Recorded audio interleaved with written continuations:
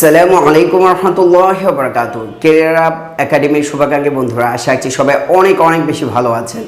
আচ্ছা, আজকে আমাদের ইংরেজি যারা বা স্কুল কলেজ ভার্সিটিতে পড়ছি বা ইংরেজিতে কথা বলার চেষ্টা করি বা বলি, তাদের জন্য খুব গুরুত্বপূর্ণ একটা টপিক হচ্ছে ভয়েস সম্পর্কে জানা, তাই না? এই ভয়েসটা খুবই গুরুত্বপূর্ণ, আমাদের যে কোনো পরীক্ষার ক্ষেত্রেও লাগে, আবার বাস্তব জীবনের ক্ষেত্রে, ইংলিশ অ্যাপ্লাইয়ের ক্ষেত্রেও এটা কিন্তু খুবই প্রয়োজন পড়ে, তাই না? সো এরকম একটা গুরুত্বপূর্ণ টপিক নিয়ে আমরা একটু চলেন আজকেরটাতে আলোচনা করি। এটা হতে পারে আপনি যদি আপনার সন্তানকে ভালোভাবে বোঝাতে চান, সেটা আপনি বাবা হন মা হন, সেই ক্ষেত্রের মধ্যে এটা আপনি ভালোভাবে বুঝে রাখলে বোঝাতে পারবেন। আপনি একজন স্টুডেন্ট হলে আপনার পরীক্ষার জন্য এটা হেল্পফুল হবে। আপনি যদি একজন ইংরেজি শিখতেছেন, কথা কোথায় অ্যাপ্লাই করবেন, এই ভয়েস যেটার প্যাসিভ ভয়েসের যেটা রূপটা আছে সেটা কিভাবে অ্যাপ্লাই করবেন, এইটাও আসলে জানা যাবে। চলেন কথা না বাড়িয়ে এই গুরুত্বপূর্ণ চ্যাপ্টারটা আমরা শুরু করে দিই।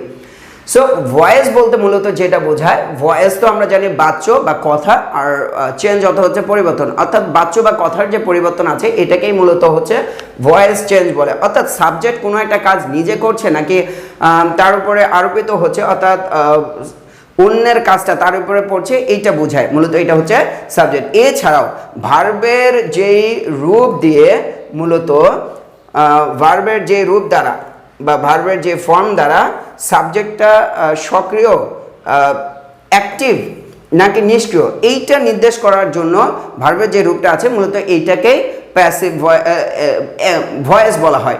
আচ্ছা, অর্থাৎ সাবজেক্টটা অ্যাক্টিভ না প্যাসিভ এইটা নির্ধারণ করার ক্ষেত্রে বাক্যের যে কাঠামোটাকে আলোচনা করা হয়, ভার্বের যে রূপটাকে নিয়ে গবেষণা করা হয়, এইটা মূলত ভয়েস। আচ্ছা, আমরা আরও যদি ডিটেলসে যাই তাহলে ভয়েস হচ্ছে দুই প্রকার। আমরা একটু আগে যে আলোচনাটা করলাম, কর্তাটা সক্রিয় নাকি নিষ্ক্রিয়, এইটার ভিত্তিতে আমাদের ভয়েস হচ্ছে দুই প্রকার। একটা হচ্ছে অ্যাক্টিভ ভয়েস, যেখানে কর্তাটা সক্রিয়, নিজের কাজ করে, কর্তা যে কাজ করেনওয়ালা, ডুয়ার, ফাইল, আচ্ছা সেটা হচ্ছে, বা কর্তা সে কাজটা নিজে করে, এটা হচ্ছে অ্যাক্টিভ ভয়েস। যেখানে কর্তা নিষ্ক্রিয় থাকে, কর্তার যে অবজেক্ট আছে তার উপরে কর্তার কাজটা পতিত হয়, এরকমভাবে বোঝায়, সেটাকে মূলত হচ্ছে প্যাসিভ ভয়েস বলে বা কর্মবাচ্য। যেটাকে আমরা যদি যারা মাদ্রাসা ব্যাকগ্রাউন্ড আছে, আরবি গ্রামার সাথে বুঝতে চাই, তাহলে এই অ্যাক্টিভ ভয়েসকে মূলত যে আমরা মারুফ যেটা শিখেছি, মারুফ অর্থাৎ যেখানে কর্তাটা ফাইলটা জানা থাকে, সেই মারুফটাকে মূলত বলা হয় হচ্ছে অ্যাক্টিভ ভয়েস।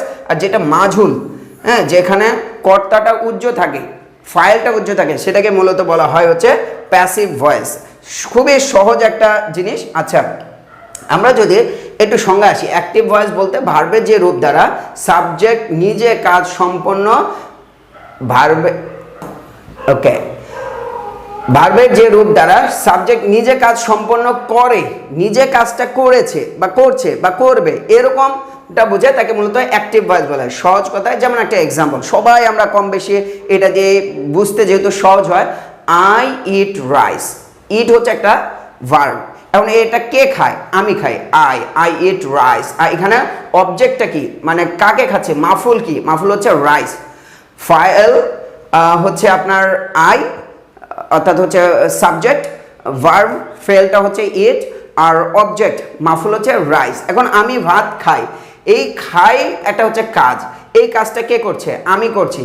যেহেতু সাবজেক্ট এখানে নিজে কাজটা সম্পন্ন করছে, অর্থাৎ কর্তাটা সক্রিয়, তাই এটা হচ্ছে অ্যাক্টিভ ভয়েস, যেখানে কর্তা নিজে কাজ করে। যেমন আব্দুর রহমান বই পড়ে, কে বই পড়ছে? আব্দুর রহমান। তাহলে বই পড়া একটা কাজ, এখানে আব্দুর রহমান কি আছে? প্রকাশ্য আছে, সে এখানে সক্রিয় অবস্থা আছে, যার কারণে এটা হচ্ছে অ্যাক্টিভ ভয়েস। আমি যদি বলি আপনি ভিডিও দেখছেন বা আব্দুর রহমান ভিডিও দেখছে, কে ভিডিও দেখছে? ভিডিও দেখা একটা কাজ, এটা কে দেখছে? আব্দুর রহমান। সো এই রকমভাবে যেই কাজের মধ্যে, যেই বাক্যের মধ্যে কর্তাটা সক্রিয় থাকে, মূলত সেটাকে বলা হয় অ্যাক্টিভ ভয়েস। তাহলে যদি আমরা একটু ভিন্নভাবে বলি, যেখানে কর্তাটা নিষ্ক্রিয় থাকবে, কর্তাটা নিষ্ক্রিয় থাকবে, এটাই হচ্ছে প্যাসিভ ভয়েস। অর্থাৎ এখন যদি আমি বলি যে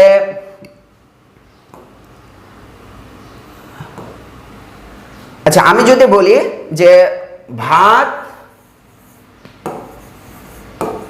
খাওয়া হয়, এখন কে ভাত খায়? ভাতটা হচ্ছে অবজেক্ট মাফুল, আর খাওয়াটা হচ্ছে একটা ভার্ব, একটা কাজ, এই কাজটা কে করতেছে? খাওয়া হয়, এটা একটা কাজ। এই কাজটা কে করতেছে? এই মাফুলের উপরে যে খাওয়া কাজটা হচ্ছে এটা কে করতেছে? জানা নেই। এইটাই হচ্ছে মূলত এখানকার মূল পয়েন্ট।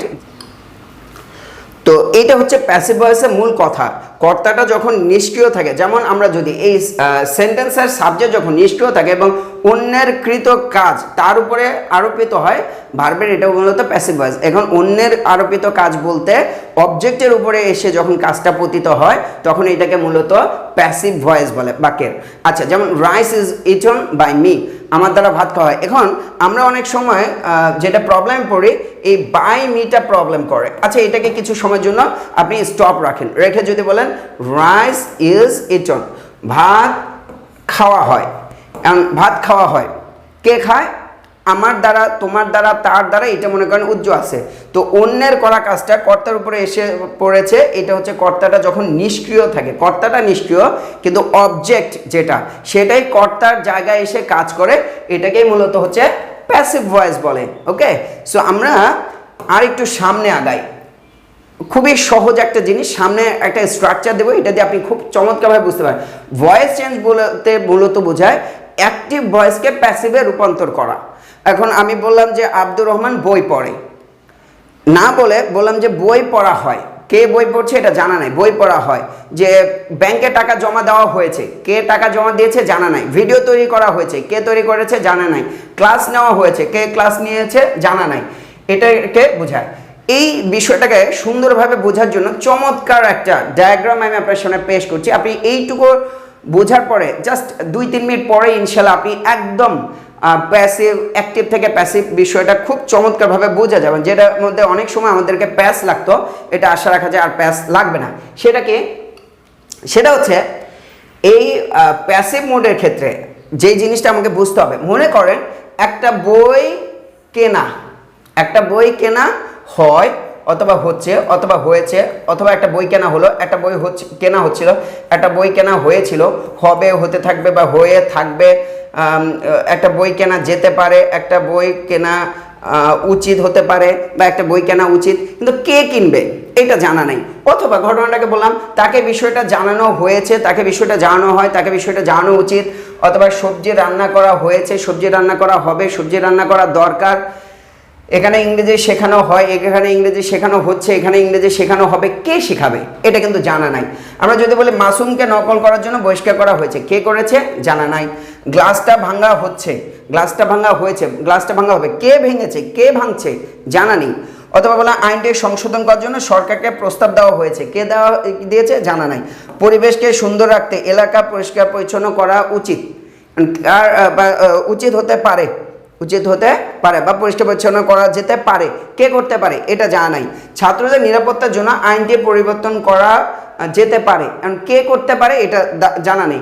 টাকা ফেরত দেওয়ার জন্য তাকে ধন্যবাদ দেওয়া হয়েছে, কে দিয়েছে জানা নাই। বর্ণ বৈষম্যের জন্য ইসরায়েলকে বর্জন করা যেতে পারে অথবা বর্জন করা হচ্ছে, সারা বিশ্বব্যাপী তাদেরকে বর্জন করা হচ্ছে। তারা যেই বর্বরতা দেখিয়েছে আসলে এই সভ্য সমাজের মধ্যে এটা আসলে কোনোভাবেই কাম্য নয়। সর্ব জায়গা থেকে তাদেরকে বয়কট করা হচ্ছে, বর্জন করা হচ্ছে। তো কারা করছে এটা কিন্তু এখানে উল্লেখ করা নেই। উপস্থাপনার জন্য কবিতাটি মুখস্থ করা যেতে পারে, কারণ কে করবে এটা এখানে উজ্জ্বল। একটা 3তলা বাড়ি নির্মাণ করা হয়েছে, হবে, কে নির্মাণ করেছে, কে করছে, কারা করবে এইটা কিন্তু এখানে উল্লেখ নেই। 10 টাকা কেজিতে চাল বিক্রি করা হয়, 10 টাকা কেজিতে তার এখন পাওয়া যাচ্ছে না, এখন হচ্ছে 70-80 টাকায় চাল বিক্রি করা হয়, হচ্ছে, হবে। এরকম যখন আমরা বলবো যেখানে কে করছে কাজটা এইটা খুঁজে পাওয়া যায় না, এইটাই মূলত হচ্ছে প্যাসিভ ভয়েস বা passive mood. Okay, I think you have got the point. আশা করছি আপনি এই জিনিসটা খুব চমৎকারভাবে বুঝতে পেরেছেন। এরকমভাবে কোনো একটা বাক্যের মধ্যে যখন কাজটা কে করছে এইটা বোঝা যাবে না, এইটাকে মূলত প্যাসিভ মুড বলা হয়। আচ্ছা, আমরা যদি পরের স্লাইডে যাই। আচ্ছা, আমরা এখন একটু টাকে আমরা যেভাবে সারা জীবন শিখেছি বা শেখা দরকার, যারা একেবারেই যায় না সেখানে আমরা যারা আগে থেকে জানি তারা তো জানি, যারা যায় না একটু মনোযোগ দিয়ে দেখি। অ্যাক্টিভ ভয়েসে সাবজেক্টটা প্যাসিভ ভয়েসে অবজেক্ট হয়। যেমন আমি বলেছিলাম যে আই এট রাইস, এখানে আমার আর এটা হচ্ছে সাবজেক্ট, এটা হচ্ছে ভার্ব, আর এটা হচ্ছে অবজেক্ট। এই রাইসড অবজেক্টটা সাবজেক্ট হয়ে যাবে আর সাবজেক্টটা কি হবে, অবজেক্ট হবে। অ্যাক্টিভ ভয়েসে অবজেক্টটা প্যাসিভ ভয়েসে সাবজেক্ট হবে। প্রিন্সিপাল ভার্বের, মূল ভার্বের সব সময় পাস্ট পার্টিসিপল ফর্মটা বসবে। ভার্বের পূর্বে একটা বি ভার্ব বসবে, অর্থাৎ am, is, are, was, were, will be বা will have been, has been, had been, এই জাতীয় যে ভার্বের টু বি ফর্মগুলো আছে, বি ফর্মগুলো বসবে। এরপরে কি প্যাসিভ ভয়েসের অবজেক্টের পূর্বে সাধারণত একটা কি বসবে, বাই বসবে, ঠিক আছে। প্যাসিভ ভয়েসের যখন সাবজেক্টটা অবজেক্ট হয়ে যাবে সেই অবজেক্টের পূর্বে একটা বাই বসবে। অ্যাক্টিভ ভয়েসের সাবজেক্টটা আই, উই, ইউ যেগুলো আছে সেগুলো অবজেক্ট হবে মি, আস, এভাবে রূপান্তর হয়ে যাবে। সাবজেক্টের মানে প্রোনাউনের যে সাবজেক্টিভ রূপ আছে এটা অবজেক্টিভ রূপে রূপান্তর হবে। এরপরে অ্যাক্টিভ ভয়েসের ভার্বটি যে কোনো ফর্মে হোক না কেন প্যাসিভ ভয়েসের সব সময় পাস্ট পার্টিসিপল ফর্মটাই ব্যবহার করা হবে। আচ্ছা, আমরা যদি মূলত এই অংশটা দেখি তাহলে কিন্তু এটা একদম ক্লিয়ার হয়ে যাবে।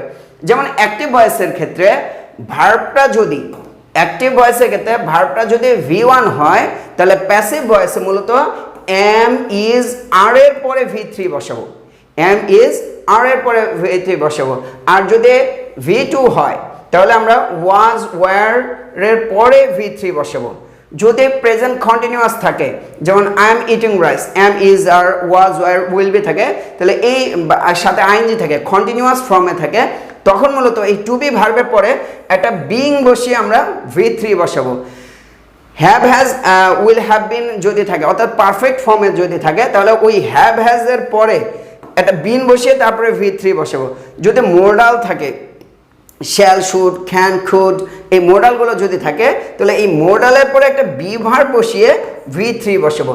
এই স্ট্রাকচারটা আর আগে যেটা বলেছিলাম সেই দুটো যদি আপনি মাথার মধ্যে রাখতে পারেন তাহলে কিন্তু আপনার এই অ্যাক্টিভ থেকে প্যাসিভ মুডে নিয়ে আসাটা খুবই সহজ। আচ্ছা, আরেকবার যদি আমি সংক্ষেপে বলতে চাই তাহলে কি হচ্ছে দাঁড়াচ্ছে যে অ্যাক্টিভ ভয়েসে ভার্বটা যখন প্রেজেন্ট ফর্মে থাকবে, V1 এ থাকবে, তখন প্যাসিভ ফর্ম করার জন্য to be verb am, is, are এর পরে V3 বসবে। অ্যাক্টিভ ভয়েসে ভার্বটা যদি V2 পাস্ট ফর্মে থাকে তাহলে প্যাসিভ ভয়েসের ক্ষেত্রে ওয়াজ, ওয়ার এর পরে V3 বসবে। যদি কন্টিনিউয়াস ফর্মে থাকে তাহলে ওই কন্টিনিউয়াসের জন্য যে আমরা জানি যে টু বি ভার্ব হিসাবে am, is, are, was, were, will be বসে, তারপরে আইএনজি বসে, সেটার সাথে সেটাকে যখন অ্যাক্টিভ থেকে প্যাসিভে যাব তখন এই টু বি ভার্বের পরে একটা বিং লাগাবো এবং ভার্বে V3 বসবে, ঠিক আছে। টু বি ভার্বটা বসবে, শুধু একটা অতিরিক্ত হিসেবে বিং আসবে।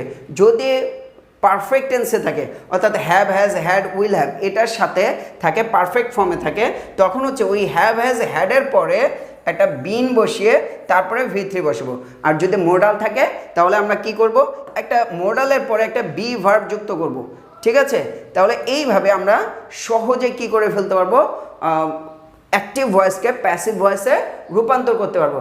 এই ক্ষেত্রে আমরা যদি একটা মেইন স্ট্রাকচার যেটা আমরা দাঁড়ালাম, আমরা যেটা দেখলাম মেইন স্ট্রাকচার, সেটা হচ্ছে আপনার নাউন প্রোনাউনের পরে বি ভার্ব বসাবেন এবং তার পরবর্তীতে হচ্ছে V3 বসাবেন, ঠিক আছে। সো এইখানে আমাদের যেটা যে বাক্যের মধ্যে যদি এম, ইজ, আর থাকে তারপরে যদি V3 বসে তখন এটা যেমন rice is eaten, book is red, এরকম যদি হয় তাহলে কোনো কাজ করা হয়, যেমন ভাত খাওয়া হয়, বই পড়া হয়, ঠিক আছে। এরকম am being, is being, are being V3 যদি হয় কোনো কাজ করা হচ্ছে। হ্যাভ বিন, হ্যাজ বিনের পরে V3 থাকলে কোনো কাজ করা হয়েছে। ওয়াজ, ওয়ারের ভেতরে কোনো কাজ করা হলো বা হতো বা হয়েছিল। ওয়াজ বিং, ওয়ার বিং এর পরে V3 থাকলে সেটা হচ্ছে কোনো কাজ করা হচ্ছিল। হ্যাড বিন প্লাস V3 থাকলে কোনো কাজ করা হয়েছিল। Will be, shall be V3 থাকলে কোনো কাজ করা হবে। Will be being, shall be being V3 থাকলে কোনো কাজ করা হতে থাকবে। উইল হ্যাভ বিন বা শ্যাল হ্যাভ বিন V3 থাকলে কোনো কাজ করা হয়ে থাকবে। ক্যান বি, মে বি পরে যদি V3 থাকে কোনো কাজ করা যেতে পারে। খুড বি, মাইট বি কোনো কাজ করা যেতে পারতো। শুড বি এর পরে যদি V3 থাকে কোনো কাজ করা হতে পারে। এরকমভাবে আমরা সহজেই কি করতে পারি যে এই প্যাসিভ ভয়েসটাকে জেহনের মধ্যে রাখতে পারি, অর্থাৎ মনে রাখতে পারি, মেমোরাইজ করে রাখতে পারি এবং খুব সহজে আমরা আমাদের স্টুডেন্টদেরকে অথবা আমাদের সন্তানদেরকে, যদি আপনি একজন প্যারেন্ট হিসেবে আপনার সন্তানকে এভাবে আপনি বুঝিয়ে দেন, তাহলে কিন্তু দেখবেন যে আপনার সন্তানের সাথে আপনার একটা ভালো বন্ডিং তৈরি হচ্ছে, যেটা প্যারেন্টিংয়ের ক্ষেত্রে খুবই খুবই গুরুত্বপূর্ণ। সো এই হচ্ছে সংক্ষেপে মনে রাখার জন্য। ইনশাল্লাহ আমরা এটার আরও একটা পার্ট নিয়ে আসবো। কে কে দ্বিতীয় পার্ট দেখতে চান কমেন্টের মধ্যে জানিয়ে দেন, যারা দ্বিতীয় পার্ট দেখতে চান এটার। অথবা আজকে ভয়েস দেখালাম, আরেকদিন ন্যারেশন অথবা টেন্সের যে রূপগুলো আছে অথবা ইংলিশের গ্রামারের যতগুলো আছে টপিক, আমরা এটা নিয়ে আসবো ইনশাল্লাহ। এই ক্যারিয়ার আপ একাডেমির মধ্যে আস্তে আস্তে জীবন সংলগ্ন এবং জাগতিক ইহকাল সংক্রান্ত যত ধরনের টপিক আছে সবগুলো নিয়ে আসা হবে ইনশাল্লাহ। কমেন্টে আপনি জানিয়ে দেন আজকের সেশনটা আপনার কেমন লেগেছে, আপনি সামনে কী ধরনের জিনিস দেখতে চান, আপনার যে কোনো মনের অনুভূতিগুলোকে আপনি জানাতে পারেন ইনশাল্লাহ। এটা আমাদের উৎসাহ উদ্দীপনার জন্য অনেক বেশি কার্যকরী হবে। So thank you so much. ইনশাল্লাহ see you next class. Till then আল্লাহ হাফিজ। আসসালামু আলাইকুম রহমতুল্লাহ।